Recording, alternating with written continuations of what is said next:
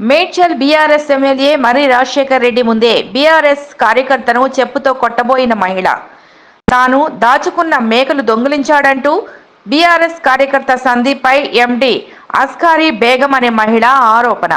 BRS కార్యకర్త సందీప్ పై Jawahar Nagar PS లో ఫిర్యాదు. ఎమ్మెల్యే మరి రాజశేఖర్ న్యాయం చేస్తారని చెప్పి ముఖం చాటేశాడని ఆవేదన వ్యక్తం చేస్తున్న మహిళ.